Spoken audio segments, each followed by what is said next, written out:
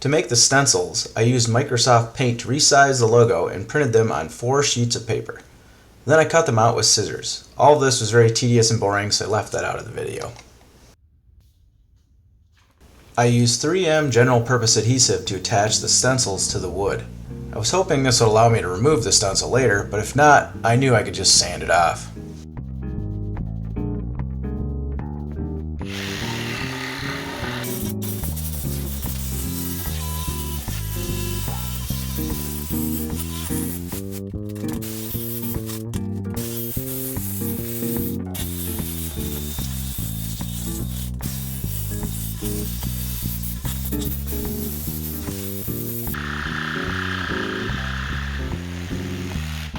Using my jigsaw and a fine-toothed blade, I painstakingly cut out the outside perimeter. This was terrible, but I like the way it turned out. My logo has 2 saw blades slightly offset, so I had the pleasure of doing this twice.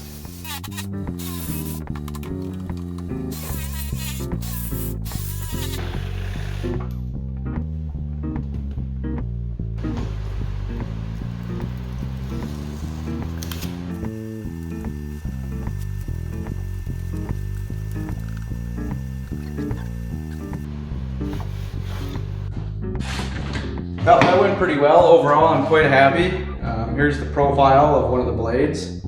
Looks like a saw blade, so that's half the battle. The next step is going to be to engrave all of this detail. That's going to be the fun part. Here we go. Now, very carefully, I used the stencils and a Dremel with a carving bit to engrave the lettering in. I started with the profile and then removed the stencil and filled in the details. My logo letters have a hand-sketched font, so this process was perfect to replicate it.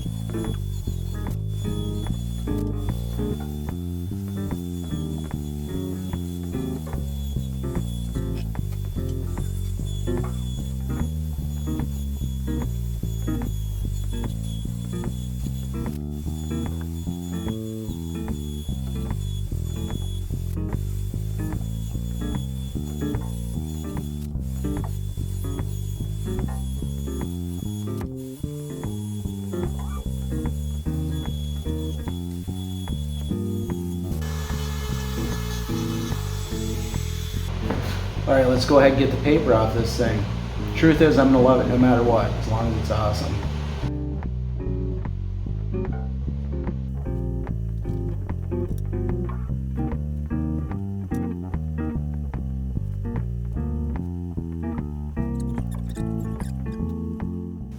As you can see, the stencil did not come off as easily as I had hoped, so I ended up having to sand the last part of it off.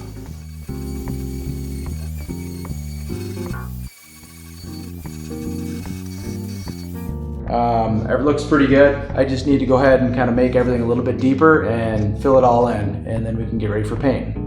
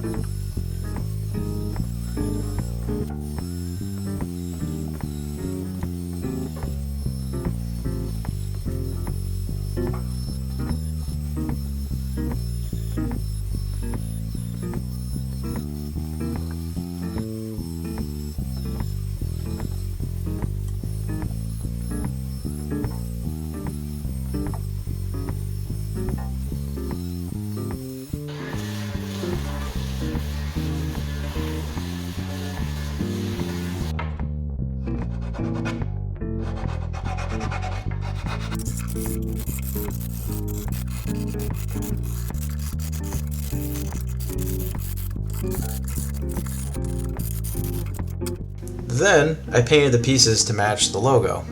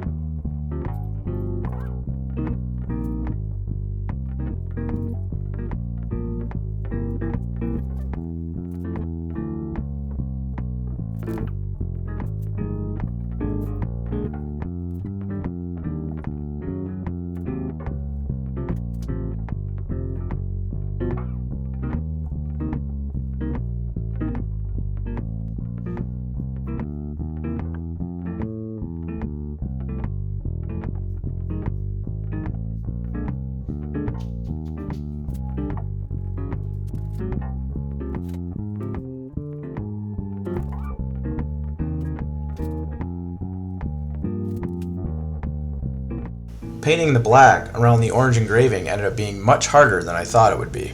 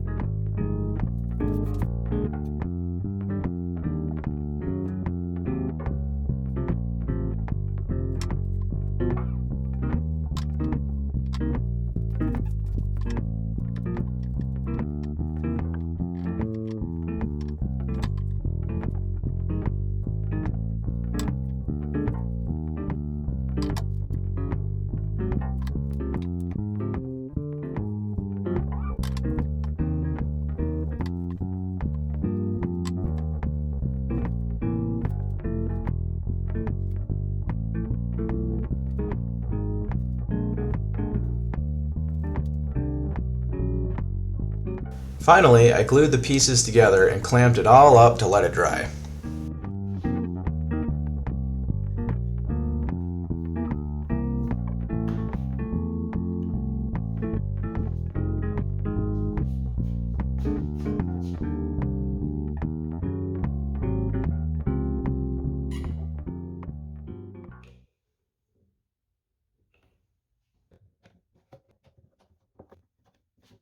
I think it turned out pretty good. It's not perfect, but neither am I.